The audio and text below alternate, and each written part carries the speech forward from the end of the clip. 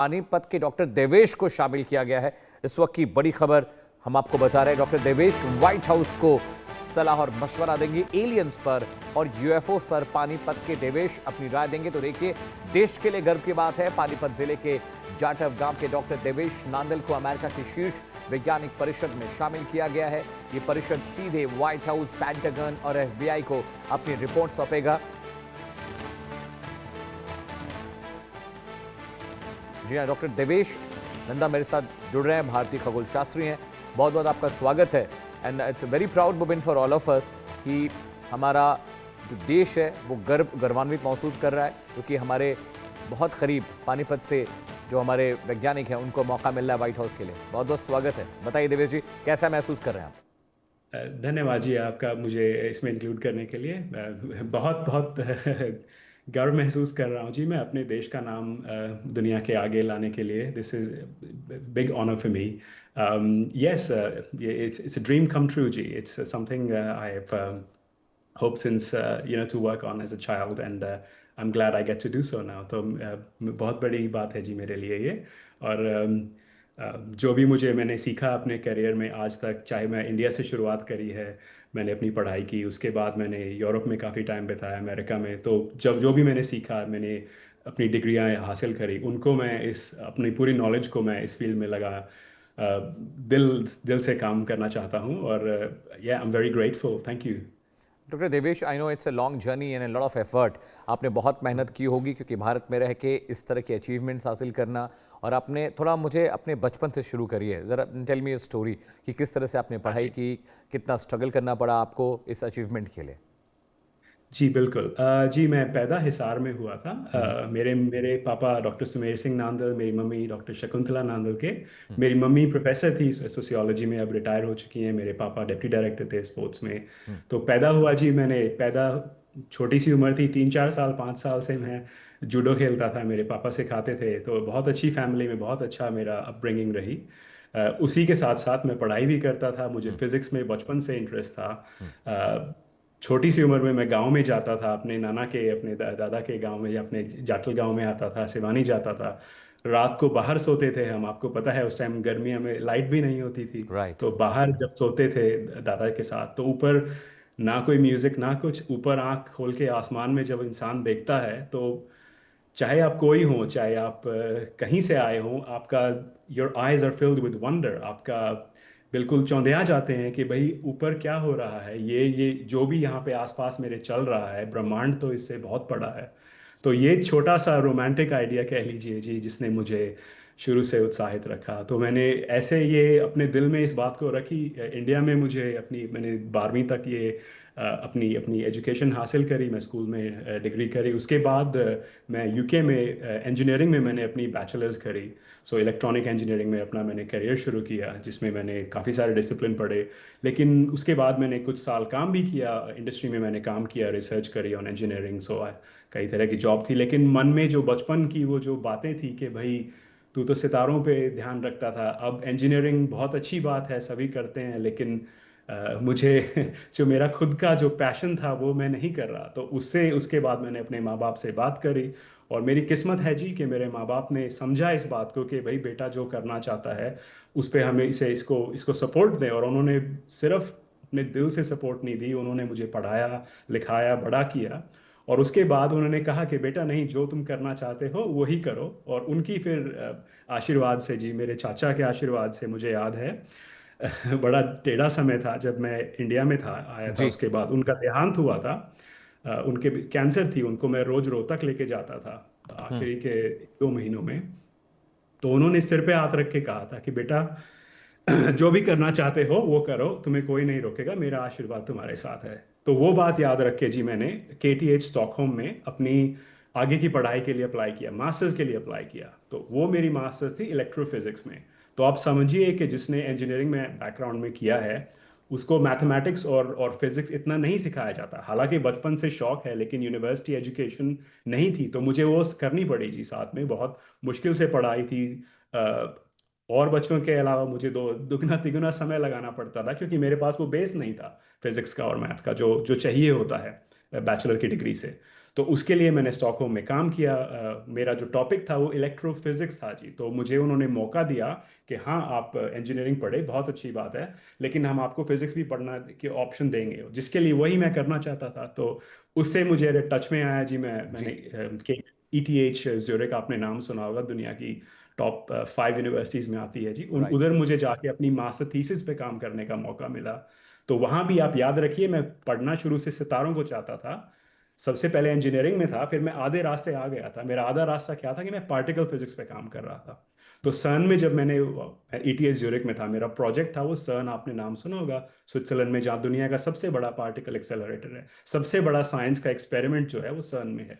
तो वहां जाके मैंने भी अपना कंट्रीब्यूशन दिया, जहाँ पे हमने एंटी मैटर के ऊपर काम किया कि एक मैटर होता है, उसका एक एक एक ट्विन कह लीजिए एंटी मैटर होता है, और हमें पता लगा कि इनकी प्रॉपर्टीज ऑलमोस्ट आइडेंटिकल होती हैं, बिल्कुल एक जैसे होते हैं, दोनों हाथ का जैसे बिल्कुल मैच करते हैं, इसी तरह एंटी मैटर मैटर होते हैं। तो इस पे मेरा काम हुआ, जी।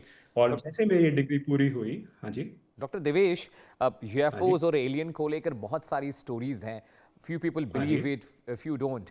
और हम देखते हैं कि बहुत सारी फिल्में हॉलीवुड में बनती हैं, बहुत सारे रिसर्च हैं एलियंस हम्म। पर, यूएफओज पर। अमेरिका भी रिसर्च कर रहा है, इसराइल भी कर रहा है, चाइना भी कर रहा है। हम्म। एरिया 51 को लेकर बहुत सारे सवाल हमारे दिमाग में आते हैं।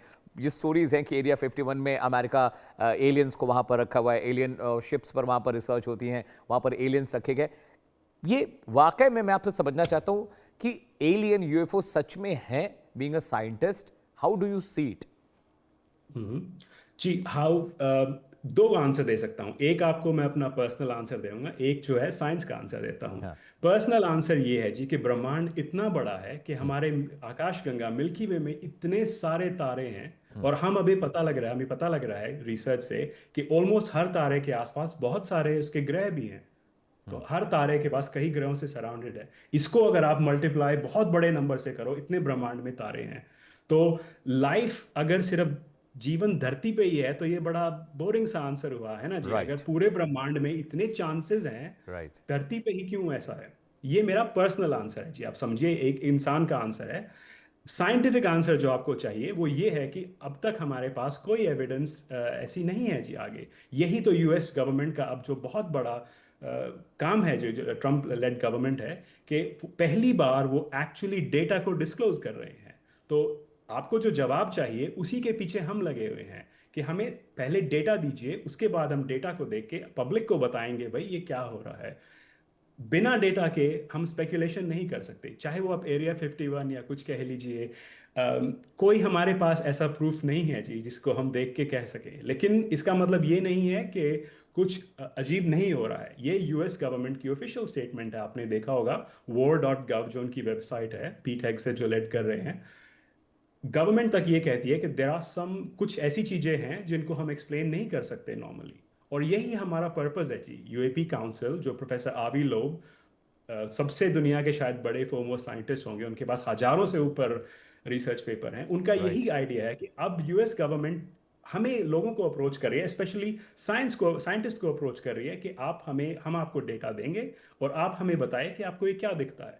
तो हम कोई बायस से इसमें जा ही नहीं रहे सर। हमें, मैं एज अ साइंटिस्ट, ये थोड़ा अजीब लगेगा लेकिन मैं ये नहीं, अपनी बायस को मैं कुछ ज़्यादा वेटेज नहीं देता। मैं अपने पड़ोस के दोस्त को जो साइंटिस्ट है उसकी को भी नहीं। हमारा काम सिर्फ डेटा से है, हमें आप डेटा दीजिए, और हमने जो साइंस आज तक याद करी है, समझी है, उसको हम अप्लाई करेंगे, जैसे हम स्टार्स में अप्लाई करते हैं, गैलेक्सी में अप्लाई करते हैं। उसी नॉलेज को, उसी एक्सपर्टीज को हम इस टॉपिक में लाना चाहते हैं, और फिर देखना चाहते हैं कि क्या ये जो डेटा रिलीज है, क्या ये फाइल्स, UAP फाइल्स हैं, आर दे रियल, ये सच हैं या नहीं है।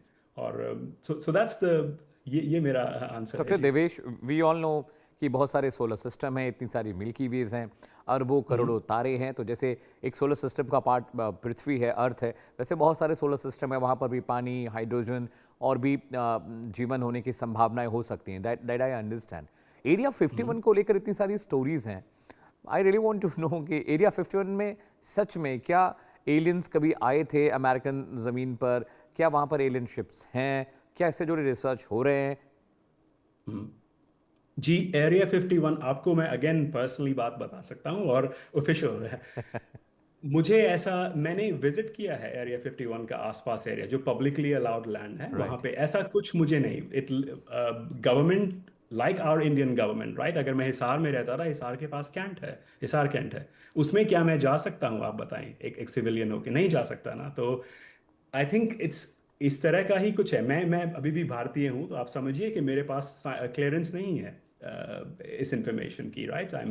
लेकिन मुझे नहीं लगता कि ऐसा ये बिना डेटा के लिए मैं कुछ नहीं कह सकता जी कि क्या एरिया 51 में ऐसा कुछ है। मैंने अपनी खुद आंखों से तो देखा है एरिया 51 दूर से, लेकिन मुझे तो मिलिट्री बेस जैसा लगता है, ऐसा कुछ नहीं डॉक्टर देवेश, मुझे। अमेरिकन गवर्नमेंट ने एलियन फाइल्स रिलीज की।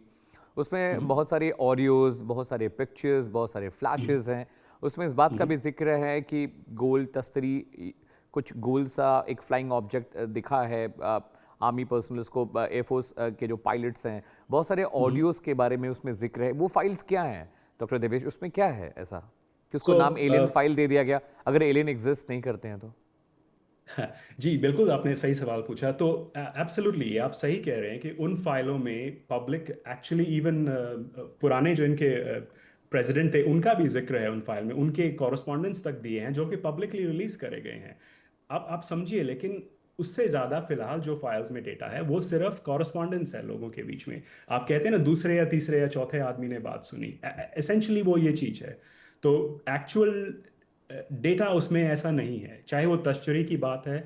आप समझ सकते बहुत सारे कैंडिडेट लोगों ने दिखाए हैं, जितनी आप वीडियो देखते हैं उतनी ही अलग अलग यूएफओ शेप्स के टाइप्स के कैंडिडेट आते हैं। लेकिन जो डेटा हमें चाहिए, हमारा जो काम है यूएपी काउंसिल का, जिसको मैं आपको पर्टिकुलरली बता सकता हूँ, हमें डेटा चाहिए अभी, जिसपे हम काम कर रहे हैं गवर्नमेंट के साथ। उसके बाद ही कुछ हम ऐसा कह सकते हैं जो हेर से है, जो आपने कहा, जैसे मैं कह रहा हूँ या मैंने आपको कहा, वो फैक्ट नहीं है। साइंस उसको नहीं मानती, जैसे आपको पता है। साइंस को राइट। आप डेटा दीजिए, साइंस को आप साइंस करने का मौका दीजिए, और जो हम रिजल्ट देंगे यूएपी काउंसिल के, जो प्रोफेसर आबी लोग लीड कर रहे हैं, वो सबको पब्लिकली रिलीज डेटा आपको मिलेगा। तो और इसके बारे में बहुत अभी से पोस्ट भी हमारे लीडर कर रहे हैं कि राइट। क्या हम एवरी वीक हम भी इस डेटा को एनालाइज करते हैं, लेकिन हमें एक्स्ट्रा डेटा चाहिए जिससे हम आपको कंक्लूसिवली आंसर दे सके। मैं समझता हूँ ये डिफिकल्ट आंसर है सुनने के लिए, कि मैं आपको क्लियर कट बात नहीं दे रहा, लेकिन एज ए साइंटिस्ट मेरा कर्तव्य है, मेरा जॉब है, वो यही है कि मुझे आप डेटा दीजिए, उसके बाद ही मैं आपको